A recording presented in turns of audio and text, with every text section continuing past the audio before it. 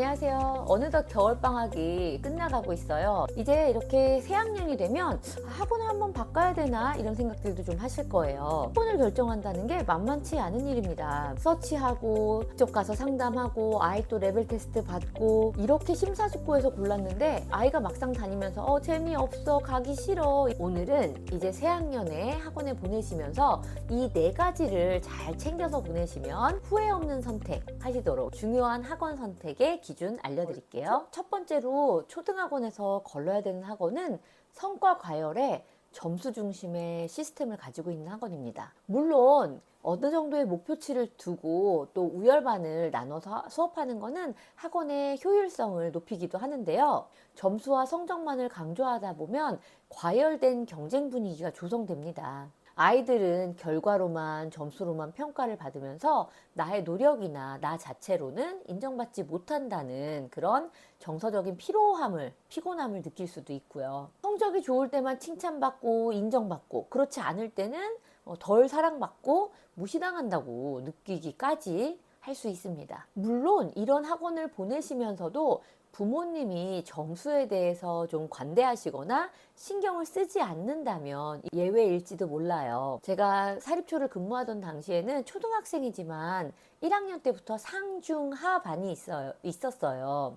영어를 좀 효율적으로 가르치기 위해서 또 각자의 영어를 배운 경험치가 다르니까 분반 수업을 했던 건데 정말 3개월에 한 번씩 중간고사, 기말고사를 치면서 상중하반이 막 이렇게 바뀌게 돼서 굉장히 과열되었던 좀 힘들었던 기억이 있어요. 제가 중반을 가르쳤는데 상반에서 저희 반으로 왔던 친구가 막 하반으로 옮겨가고 그럴 때 어머님이 학교에 찾아와셔서 막 우시기도 하셨고요. 그리고 아이들도 정말 매 시간마다 이렇게 하면 이렇게 하면 나는 반이 떨어질 거야. 이렇게 하면 나는 반이 올라갈 거야. 이런 말들이 좀 많이 들리고 했어요. 그 와중에서도 멘탈을 잘 붙잡고 자기 실력을 차곡차곡 쌓았던 학생들은 특이하게 공통점이 있었는데 부모님들이 아이들이 받는 점수에 대해서 또 아이들이 속하는 레벨에 대해서 신경을 안 쓰시는 분들이 좀 계셨거든요. 초등학교 때 아이들은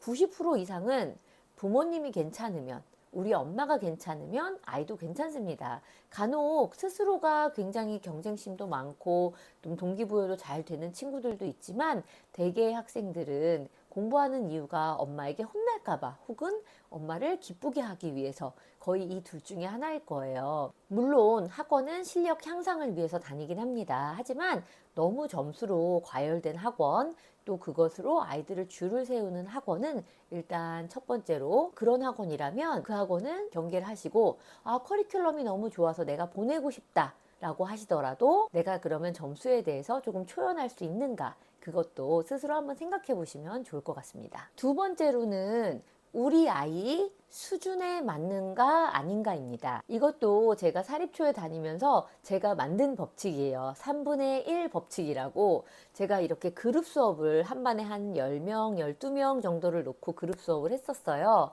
30명 정도 되는 아이들의 3분의 1, 상중하 반으로 나눈 3분의 1 정도였는데 놀라운 일은 한 반을 3분의 1로 나눈 그 안에서도 3분의 1씩 분리가 되는 현상이 있더라고요.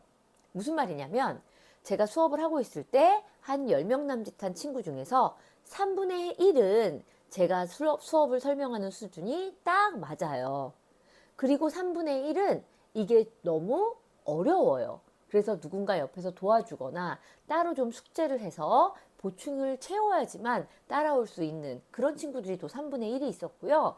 또 나머지 3분의 1은 너무나 이해도도 빠르고 이미 선행도 좀 되어 있어서 원활하게 공부를 해서 조금은 시간이 아깝고 조금은 쉬운 수준을 배우고 있는 그런 부류도 있었어요. 그래서 우리가 보통 자기주도식 개별적으로 진도를 나가지 않는 그룹 수업의 학원이라면 이 아이의 수준과 매칭이 되는 거를 잘 찾아보셔야 될 텐데요. 지금 현재 학원에 우리 아이가 너무 계속 만점만 받고 있다. 너무 계속 실패만 하고 있고 계속 점수가 안 나오고 있다. 하면 양쪽의 경우는 좀 조율이 필요하지 않을까 싶어요.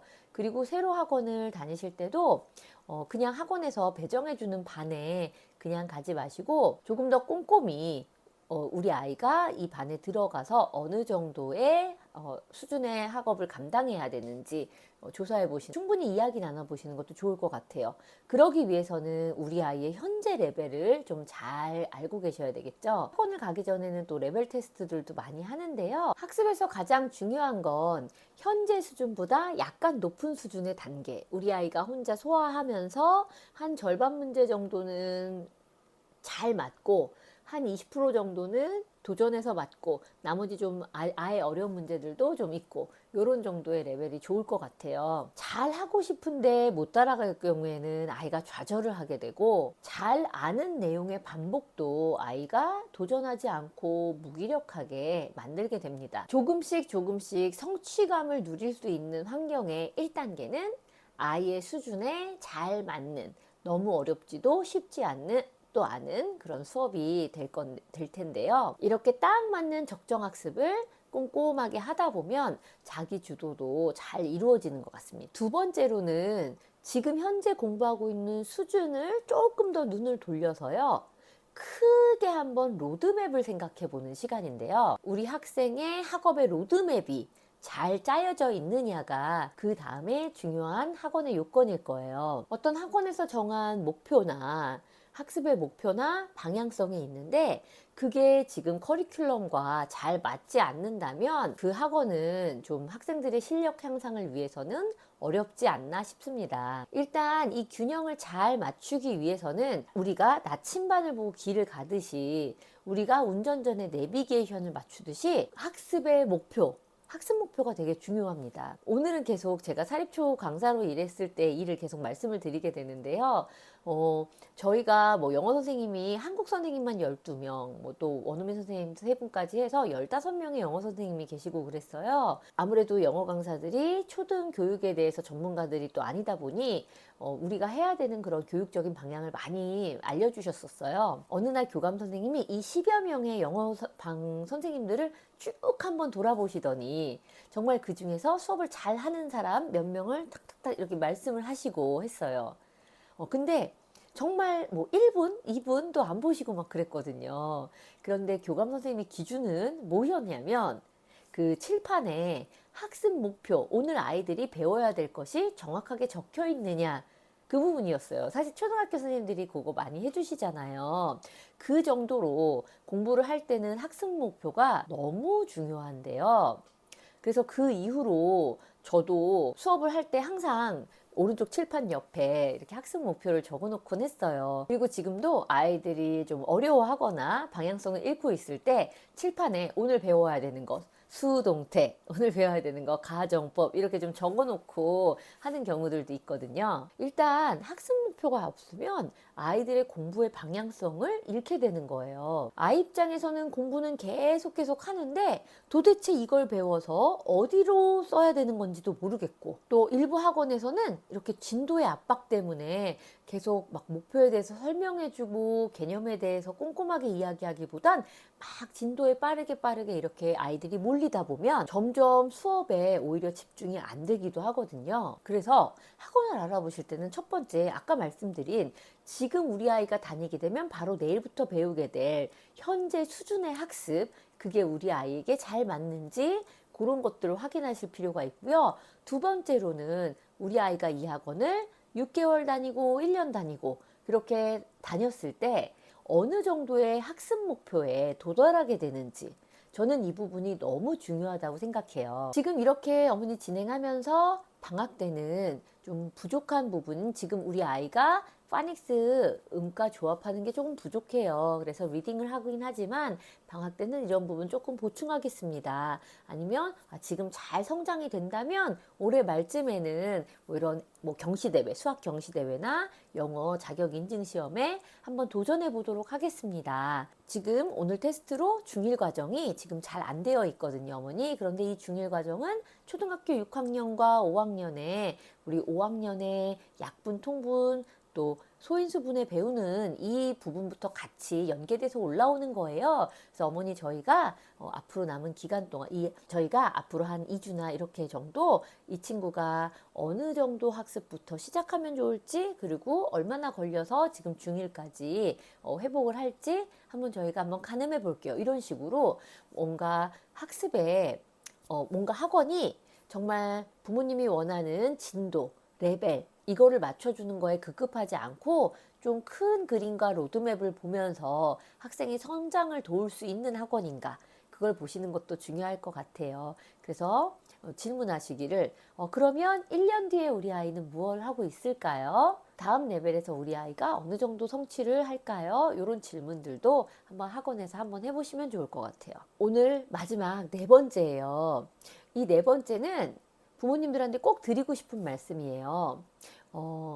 저는 학원을 고를 때 특히 초등학생은 너무 아이들의 의견을 존중해 주실 필요는 없다고 생각해요. 부모님이 보시기에 적합한 커리큘럼, 뭐 또 교육비, 이런 수준 같은 걸 전반적으로 고려하시되, 마지막 네 번째는요, 우리 학생이 이 공간 안에서 학습적으로 집중을 잘 할 수 있는지 없는지를 한번 판단해 보시면 좋을 것 같아요. 의외로 초등학교 학생들은 선생님과 궁합, 뭐 선생님의 성향 이런 게 중요하기도 해요.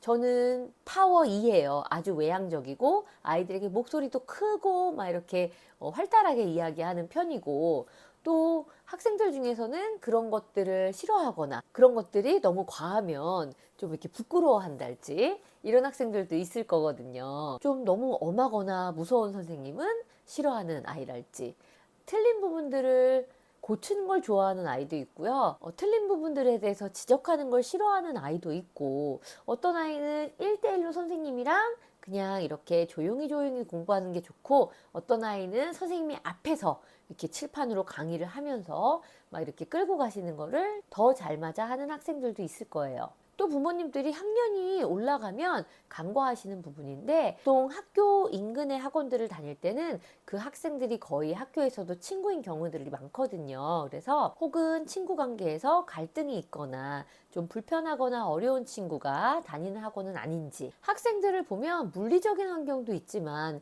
심리적인 환경에서 보면 불안을 느낄 때 집중을 잘 못하는 학생들도 있어요. 제가 어디서 본 걸로는 초등학교 아이들의 집중력이 단순히 집중력의 문제가 아니라 환경이나 또 주변 사람들과의 관계, 이런 것에 굉장히 영향을 받는다는 이야기를 읽었거든요. 부모님들 이런 말씀 많이 하세요. 아유, 선생님 말은 잘 듣거든요, 저희 아이가. 아이들은 선생님을 기본적으로 좋아합니다. 그리고 선생님들에게 많은 사랑을 받고 관계를 만들기를 원해요. 그래서 공부를 하는 것도 그래서 익숙해지고 더 많이 하는 친구들도 생기고요. 자, 그래서 오늘은 새 학기, 새 학년에 학원을 바꾸게 된다면 이 네 가지 생각해 보세요 했는데요. 좋은 학원, 나쁜 학원, 남들이 정해주는 거 아니고 결국은 우리 아이에게 잘 맞는 학원이냐, 그냥 그렇지 않은 학원이냐, 그 차이인 것 같습니다. 그럼 새 학년에도 실력 향상도 많이 되고